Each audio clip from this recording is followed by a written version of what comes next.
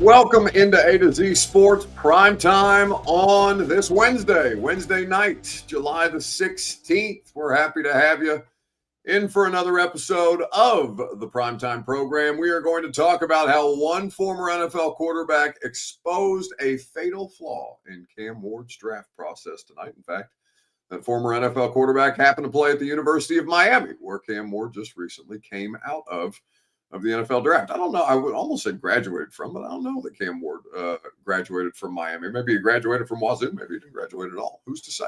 But Cam Ward, the most recent Miami quarterback product, and looking at an interview that Gino Torretta did with John Gruden, there was one thing that Gino Torretta pointed out in the interview that I thought was really thoughtful and helps inform how the hell it was that the NFL didn't make up its mind really on Cam Ward till basically the NFL Combine this year, and how stupid and silly that is. We are going to play a clip from that interview for you. Only 7 days, 1 week until training camp. Training camp will have officially, when next we do prime time on a Wednesday night, we will have the first training camp in the books, training camp practice in the books, which I know you guys are all fired up about. That means that the Back Together Weekend Open Stadium practice is also right around the corner. Open practices for those of you who were able to snag those lottery tickets to come hang out at training camp practice, joint camp practices with the Bucks and the Falcons that we're looking forward to being a part of as well. It's going to be a great time. Football season just less than a week away by nature of the introductory press conferences or the opening of training camp press conferences, and then the practice will be less than a week from today. So we're looking forward to all of those things. Rising and falling at the end of the show. Remember, no prime time tomorrow because I'm headed to California for the next couple of days as I get out of here for my last gasp of vacation before we get into the grind, and look forward to all of that. Also, before we get started, and before I tell you guys, well, you guys know how to share the show. Share the show around on Facebook, YouTube, Twitter, Twitch, wherever you are hanging out with us tonight. We would appreciate your participation. We also enjoy seeing new names and faces in the comment section. If you want to text the link to a friend wherever you are spending your time with us, do us the courtesy of sharing this broadcast around. Also, before we get started, I want to say a quick word of congratulations. I saw Teron Davenport got a new contract. Our buddy TD over there at ESPN, well-deserved, and we are a better media core for having TD be a part of it. So I'm happy to see that TD is going to continue to do the thing, and I just wanted to make sure that I said that before I forgot. All right, let's go ahead and dive in to this Gino Torretta conversation. If you have not seen that, Richie says of California, nothing but high taxes and blue hair out there. That's fine. I don't have to pay taxes, and I can what's wrong with a little shit, Richie? You can't tell because I got my fade yesterday, but I'm definitely starting to get a little blue hair in the beard and in the sideburns. So nothing wrong with a little distinguished age, if you ask me. But that's just because I'm coping with the fact that I'm going to be 32 on Sunday, guys. It's disgusting, but we don't have to spend too much time on me. Not yet. Sunday we will, because it's my birthday. But welcome into A to Z Sports Prime Time. On this Wednesday night, I'm your host, Buck Rising. Hello, welcome in if you're new to the show. And I'm proud, as always, to be presented to you by the wonderful people at TrueMav Fitness in the Gulch, where your first workout is free. As a Middle Tennessee resident, no workout ever recycled or repeated. TrueMav Fitness, there to help you along with your fitness journey. By Two Rivers Ford, the South's most trusted Ford dealer. Online at tworiversford.com. Quality, American-made Ford vehicles and award-winning customer service. Go to Two Rivers Ford in Mount Juliet or online at tworiversford.com for more details today.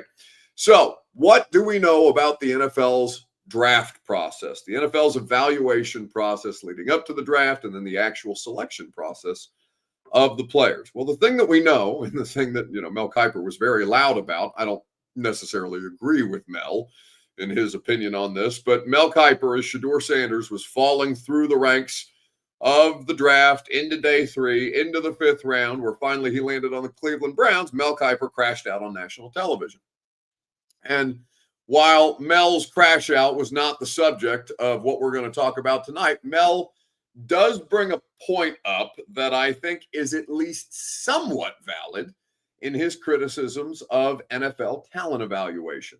What Mel said, and this is the part that I don't agree with, what Mel said is the NFL's been getting it wrong for 100 years as far as the quarterbacks. They don't know what they're talking about. And then he pointed to himself and said, but we do, which, is of course ridiculous because Mel's gotten it wrong plenty.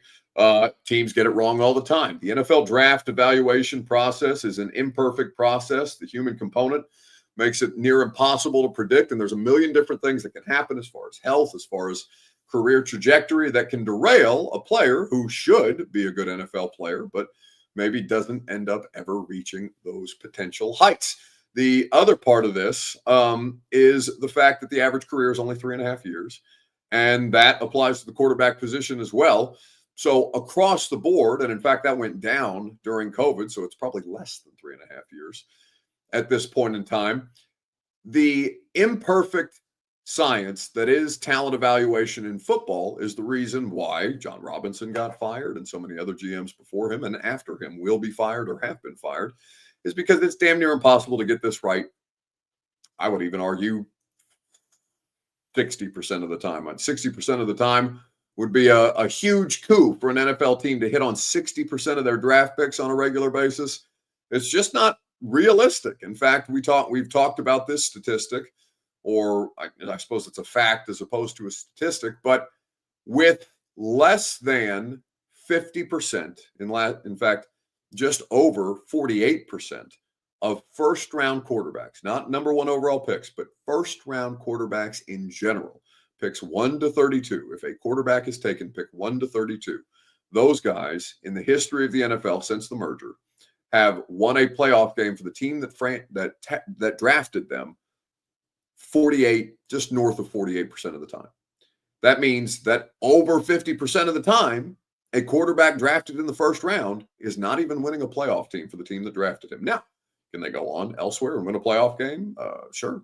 Matt Stafford did exactly that. Geno Smith has done. Actually, as Geno, I don't think Geno's ever won a playoff game. I should stop myself there. But there are examples elsewhere around the league where a player has got. Ryan Tannehill never won a playoff game for the Miami Dolphins. He was a first-round pick, did win playoff games, multiple playoff games here in Tennessee. These things happen, and you're hoping that Cam Ward is not going to be the next cautionary tale. But what you do have is a situation where you look at the Titans and you look at Cam Ward's draft process specifically. Greg Cosell, prior to the combine, was on the podcast. And again, this is why you should listen to Cosell. Cosell was on it from the jump in the first week of February. He was talking about Cam Ward is the best quarterback prospect in this draft.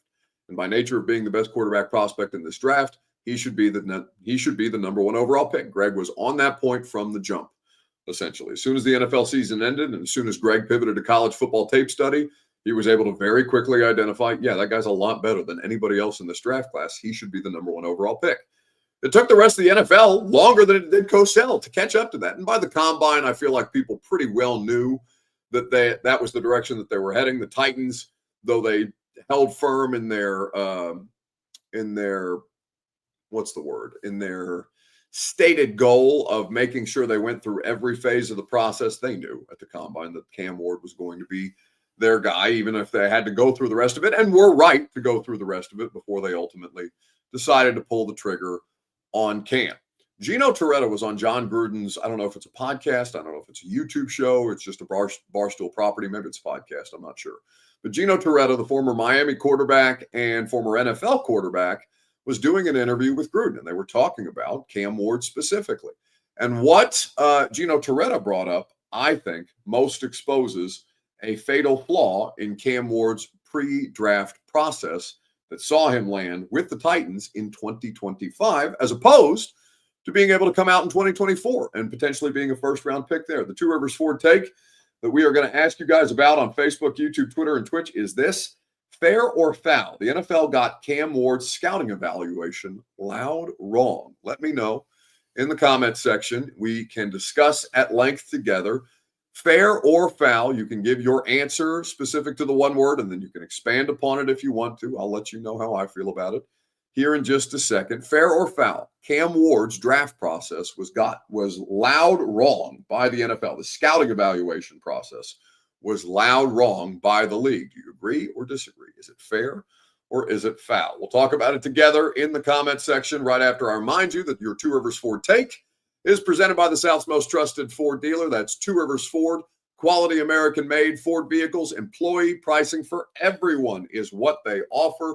Go to Two Rivers Ford in Mount Juliet. They will help you out with the best prices, with the best financing, and that employee pricing for everyone, which means you pay what they pay on almost every new Ford on the lot.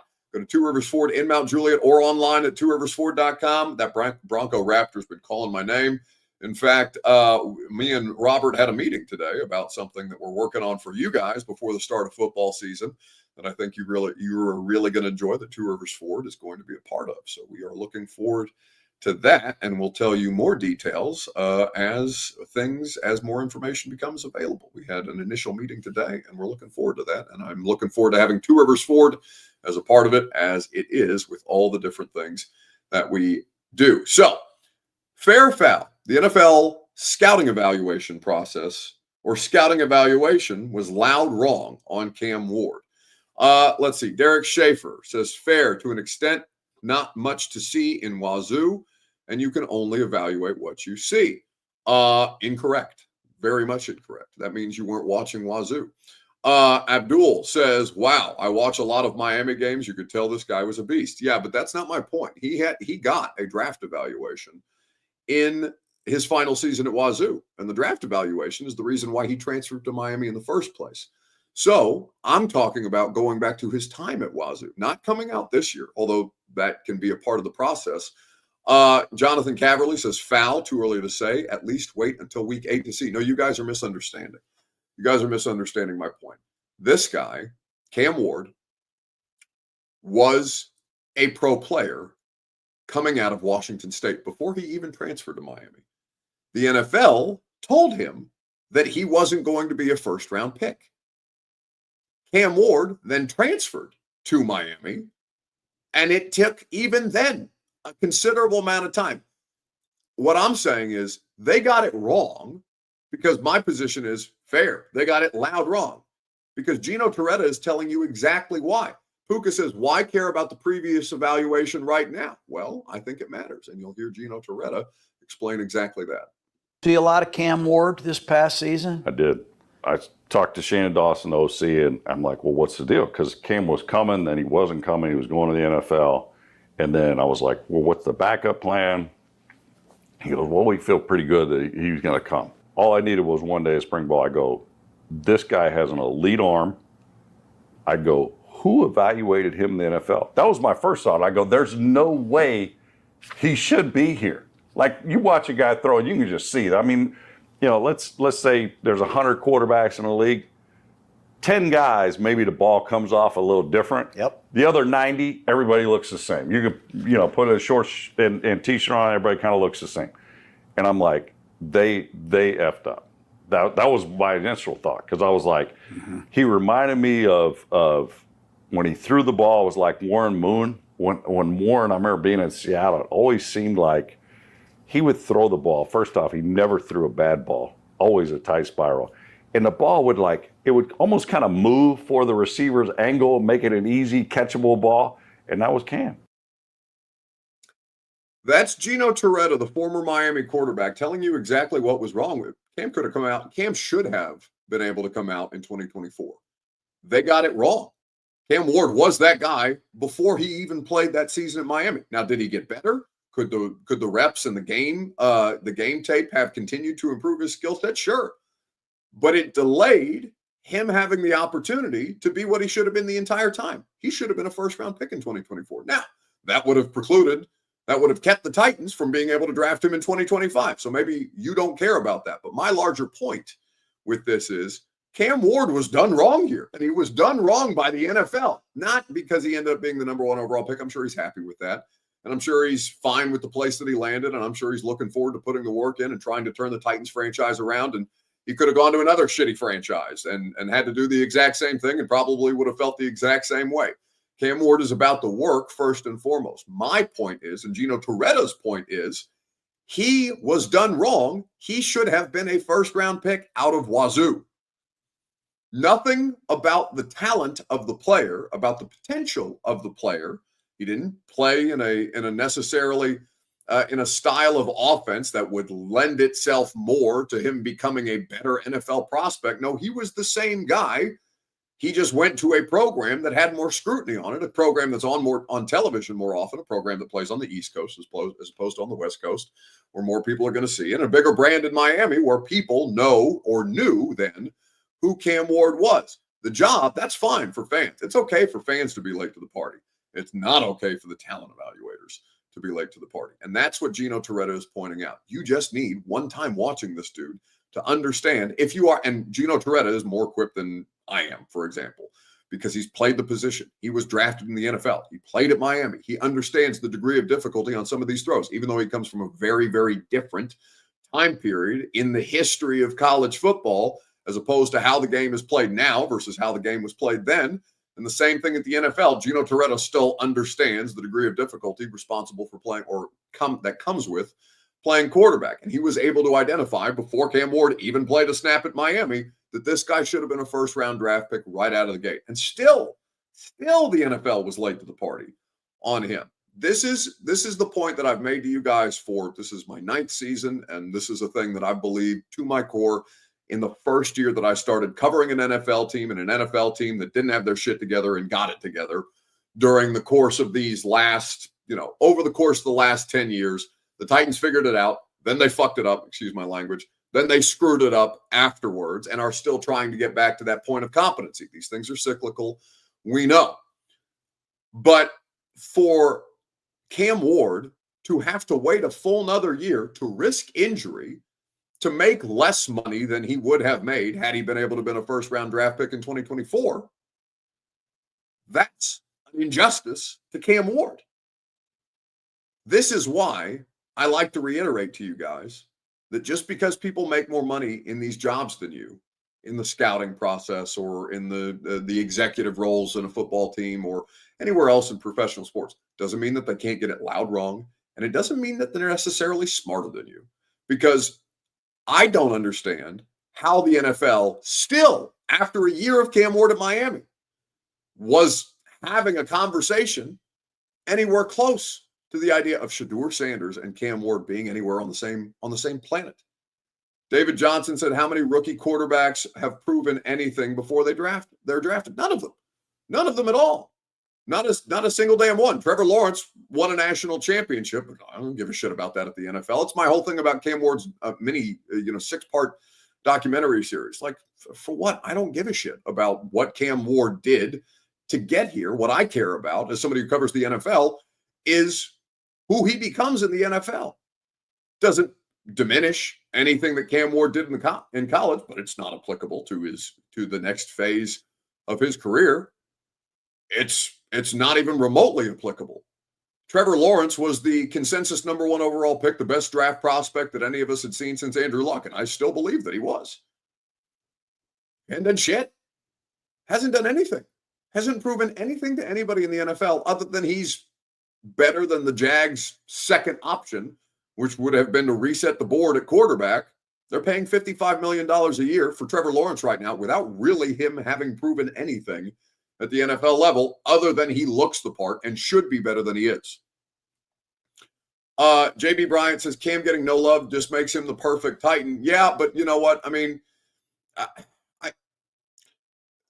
yes, he fits right in. Nobody cares about Cam Ward. Nobody cares about the Titans. Outside of Nashville, Tennessee, and other places where there are Titans fans, nobody cares. It's not a hate thing. It's not a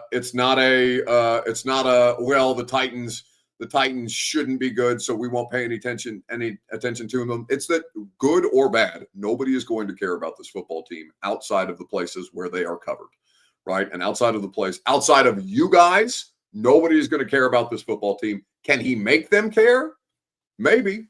It was hard for Derrick Henry. It took a lot for Derrick Henry. And really, there's been 10 times more Derrick Henry coverage with the Ravens than there ever was with him on the Titans. Cam Ward may be the next quarterback to turn a franchise around, turn into a star, and make this place relevant in the football landscape the way that it's never been since Steve McNair, or hasn't been since Steve McNair.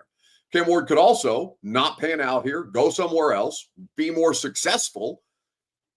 And honestly, if you were betting by percentage chance, not just because of the Titans, but based on the history of reclamation projects, first-round reclamation projects at quarterback, Cam Ward is more likely to go somewhere else and succeed if it doesn't work out exactly right here. It's a really tough thing. Really tough thing. And nobody wants to think about that right now if you're a Titans fan, because you just want him to do the thing for you. Of course you do. But Jets fans wanted Sam Darnold to do that for them. Baker Mayfield actually did it for the Browns, and they still moved on from him, which was stupid. It's so hard to find somebody who's actually going to shift the fortunes of your franchise. Tannehill with the Dolphins, he was run out of town. They paid $7 million of his salary to send him to Tennessee. And how happy was Tennessee? How lucky, excuse me, prior to the Bengals playoff game, he gave you some of the best years you've had. He gave you the best statistical production out of the quarterback position that you've had. So all this to say that you look around at how wrong the NFL gets it, still gets it. And it's the thing that has to loom. Maybe it doesn't for you right now because you're still in the honeymoon phase with Cam and the fact that he just got here and don't want to think about any of the things that could befall him through the process. But like for me specifically, I don't trust the Titans organization to get it right until they give me a reason to. There has been no reason to, none whatsoever, none at all. They are going to have to do a great deal of work to support Cam Ward to make me think that I can trust them to get it right around him. That is also how I think you guys should view it, but you don't have to view it through that prism. That's the beauty of being a fan. It doesn't matter. But my interest is in seeing Cam Ward succeed, no matter where he plays football. But because this is the team that I cover, my scrutiny is mostly on them because I don't think there's anything wrong with Cam Ward. If Cam Ward fails, it's because of the Titans. And that I believe about basically every NFL organization. There are players that fail, but it's a way more rare instance to see a player crash out of their own volition instead of an organization failing them. In fact, Trevor Lawrence, we brought him up earlier. He's still trying to recover from his rookie year being coached by Urban Meyer and all the different shit that came with that.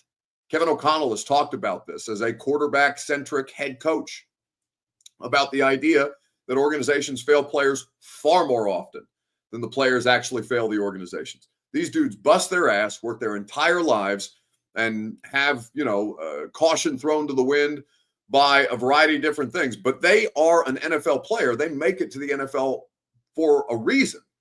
And then dysfunction, not just here, but in many, many, many, many, many other landing spots, many other franchises. There's plenty of franchises who aren't run well and don't do things correctly and are bad at sticking to the plan. I mean, look at the Titans. They've been a shit show for the last 4 years. They haven't had a plan. Well, they've had various plans, but they won't stick to one.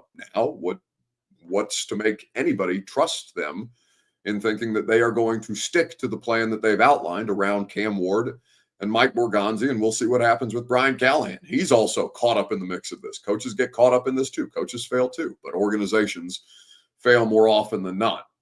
They're the ones with the least amount of accountability because they're still making billions of dollars at the end of the day. And there's no accountability. If you want to talk about people that are overpaid in the NFL, it's not the players, it's not the coaches, it's the ownership.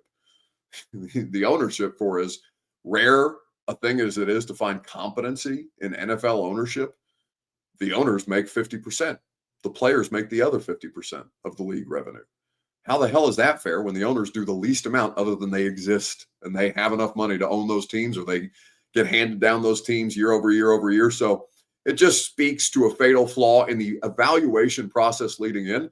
And it still doesn't mean they're safe when they get here, right? Because get here, when I say get here to the NFL level. It's a scary proposition. And, I hope for Cam Ward, the person, that the Titans don't screw him up. All right, let's get to a little rising and falling. Whose stock rose, whose stock fell this week in sports? We'll talk about it together right after I remind you that the Primetime program is made possible by the wonderful people at TrueMav Fitness in the Gulch. I can't go to TrueMav this Friday because I'm going to be in California, but you know that those are my favorite days, and I love the different kinds of workouts that they offer. Robert has brought up the fact that I'm picky enough that I don't want to do the same workout every time they're in there. I've never done the same TrueMav Fitness workout ever, and it's been, 4 or 5 years that they've been a part of the show, and I've been going there to get my workouts in, and they continue to raise the level of my fitness and continue to keep my body in a mode where it adjusts to the different kinds of training that they are integrating into my specific workouts. And that's specific to me. It'll be different for you if you go to TrueMav Fitness. And you don't have to do personal training. If you don't want to, their group fitness classes are awesome. You can also sign up for a membership and work out at their top-notch facility downtown Nashville in the Gulch as you please at TrueMavFitness.com for more information. Johnny Chiefer on YouTube says, chat, if the Titans go 6-11, is that considered a failure? Well, I just don't think you can. You guys are welcome to answer that question if you want to while we do rising and falling. But the context matters. What does that 6-11 look like? That's double their win total. Double their win total from being the worst team in football would be considered a failure with a quarterback who just got to the NFL level. Maybe if the quarterback's terrible and the 6 games that they win, they don't look good doing it, or Cam doesn't look good doing it, or you come away from this season, if they finish 6-11, you could feel good about Cam Ward. Panthers finished 5-12 last year. Panthers fans feeling pretty good about the trajectory of their football team because of what Bryce Young showed in the second half of that season after he got benched at the start. But 5-12 isn't a successful season. It's also not being the worst team in football. That's what made the Titans crash out so offensive last year, is they found different ways. They found different ways to screw this up at every turn. And not only did they screw it up, they weren't even remotely competitive in so many of these games. 7 losses of 10 or more points out of those 14 games that they lost. Not even in the NFL statistical category of, one-score games could go either way. Those couldn't have gone either way. The Titans were definitively the worst team in 14 of those games. There was no questioning it whatsoever. Even in the one-score games, you could see how much further they had to go to be able to actually compete with some of these teams. Joe Burrow was pissed. I'm sure you guys have seen those clips from Quarterback, even if you haven't watched the Netflix special of Quarterback. You've seen the Joe Burrow Bengals versus Titans clip making the rounds where the Bengals didn't have a good game, put 37 on the Titans. Joe Burrow wins by 10, and he's shitty about it. He's shitty about it because he knows that the Titans were a terrible team. He knows that they should be better than that. He knows that they put 37 up, even though they had, 8 offsides, and he threw 2 interceptions that game, that day. It is so embarrassing to that organization that Joe Burrow would be furious about a double-digit win over your organization on the road. That among many, many other signs throughout the course of last season into this offseason should be a wake-up call for everybody involved with that. You cannot continue to be an embarrassment to the NFL the way that you have been and continue to keep your jobs. The only person who's going to get away with that, if they continue to do that, is Amy. And unfortunately, save a Dan Snyder level scandal, there's nothing that really changes ownership. And bad teams stay bad because ownership makes bad decisions. All right, let's do a little rising and falling. Facebook, YouTube, Twitter, and Twitch. Whose stock rose? Whose stock fell this week in sports? Let's talk about it. Robert pulled Kaden Proctor's media availability from the SEC Media Days. Alabama was one of the teams that spoke at SEC Media Days today. Let's hear from the Alabama left tackle. You amassed such a big cologne collection, I'm told. Yes, you sir. have over 150 bottles. Is that true? What's the right number on it? I'm glad you asked that question because that's something I'm passionate about for sure. Okay. So how I see it is, if you're a big guy, you can't stink. You gotta be fresh, man. Because the narrative right now is, if you're big, you stanky, smelly, sweaty. That's not how it goes for me. So that's why I'm just saying, flip the narrative. And that's kind of something that started when I was in elementary school. My dad put a little cologne on, go to school smelling good for little ladies. So that's kind of what it's been now, carried over to my life. And right now I probably have, 170 bottles of cologne. You have your own brand? I do not have my own brand. Maybe after talking about something like this, we'll see. But that's not really the motive right now. It's just really just about smelling good, man. Has that good? All right. So the big fella doesn't want to smell bad. He's big on cologne. Hopefully he stays away from the mayonnaise cologne. Yeah, I would make sure, before you do your own mayonnaise or before you do your own cologne brand deal that you make a little headway as far as your future NFL career is concerned. Kaden Proctor, Alabama left tackle, talking about his need to smell good because you don't want the big fella to have the connotation that he smells bad. All right, that's going to do it for us tonight. That's going to do it for us this week on the Primetime Show. When next we come back, it will be Monday because I'm in California until Monday. So we will have the rest of the week off primetime and no primetime Sunday night. But when we come back on Monday, it's full go. 615 Sessions podcast comes back on Fridays because it will be football season. We will have live streams reacting to Titans training camp. We will be doing the radio show live from training camp. You guys need to DM me on Instagram at Buck Rising who you want to hear from on the Titans roster on the radio show. The 4 that we've done so far in the offseason program, my fingers are not one. Do I got to hold it further back here for my fingers to show up, or is my pinky just going to evaporate into the background? All right, I look like Chubbs from Happy Gilmore. So Chickaconquo, Cody Barton, Tajay Spears. Who's the 4th one? Chickaconquo, Tajay Spears. Damn it, Tajay Sharp. Tajay Spears, Cody Barton. Who's the 4th one, Robert? Who's the 4th player we interviewed? Arden. We had Arden because I screwed up the audio on it. Arden Key. So any of those 4, I mean, I guess we could have him again if you guys want to hear from him again, but maybe let's have a little variety. Let me know on Instagram who you guys want us to have on the radio show, and we will make sure that we accomplish as much as humanly possible. We're going to be in Atlanta. We're going to be in Tampa. We're going to be at every preseason game. We are going to be at every practice. We are full bore the rest of the way through after I come back from vacation, and we are fired up about it. So have a great rest of your evening.